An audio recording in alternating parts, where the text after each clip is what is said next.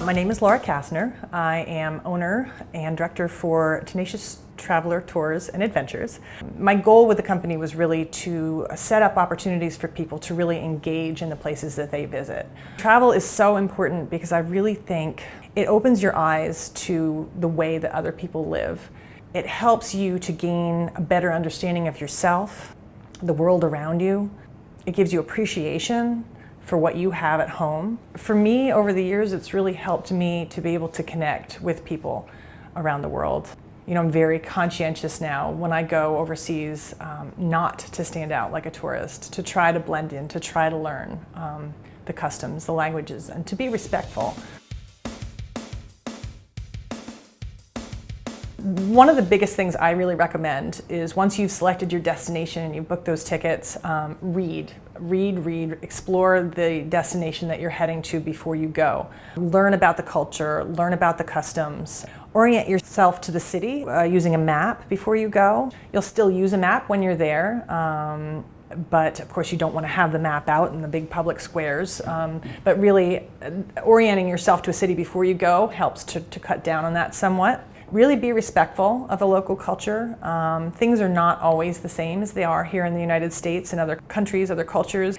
I always especially tell clients and my family, and remember you're a guest in someone else's country. One big tip I have, I was thinking about this, is leave your baseball caps at home. If you're going to another country, that definitely helps. Check your passport expiration date, not just to see if it's going to expire before you leave, but do you have 6 months of time left on it?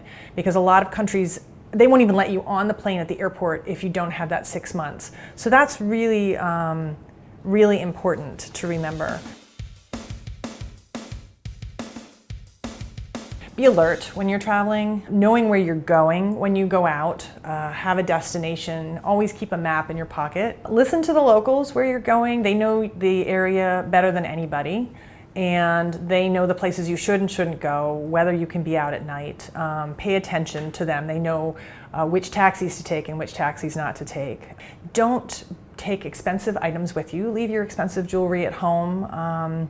Certainly you'll take a camera. A lot of people obviously just use their phones now as cameras, but again, you don't want to be in particularly busy tourist areas. You don't want to be flaunting your expensive camera or your phone. The other thing I would tell people too when you're traveling, particularly to very busy tourist areas, you know, town squares, tourist attractions, try to keep any valuable items that you have at the front of you. I actually watched somebody be pickpocketed in Ecuador. It was like nothing I've ever seen. They just slipped right in behind her. I saw him standing right behind her, not knowing what he was doing, and the next thing you know, he was gone. And in that time, she had her camera in her pocket. He had taken her camera and just walked off with it. I tell people to book in advance. I know there's a school of thought that if you wait till the last minute, you can get those last minute travel deals, but that doesn't work with flights. You really need to leave 2 weeks at least for booking a flight to get a decent price. And a lot of the travel suppliers actually will start to run travel specials even a year ahead. So there's a lot of good deals to be had. And I know with people having busy work schedules, they may not be able to plan last minute. So I find really planning ahead will help save money. Flexibility is another one. Being able to travel during the week on weekdays, if your work schedule will allow it, is a good way to save money. Traveling during shoulder season as opposed to high peak season, which is typically the summer or school vacations, that's another way. I would say go local, stay local if you can. Small local hotels, small local markets. If you're staying at a small local hotel and you have a refrigerator, you can bring things home from the market and save that way. And the other nice thing, if you're going with small local hotels or local markets, is you're supporting the local community, which is always a good thing. Really, when you're traveling with your kids, and people who travel with kids probably already know these things, but if you're thinking about traveling with your family for the first time, kind of make sure that you know what you need before you go. Bring those snacks on for the plane. Make sure you have, if you're traveling with infants, the diapers, wipes, really I am a big fan of packing lists. Has saved me many a times. Research again before you go. Find out what there is for your kids to do. I've always tried to pick places that I know the kids will enjoy. Sometimes, it's not always possible. There might be not all that many options for them, but I can almost guarantee, particularly in Europe, there's always things for kids to do.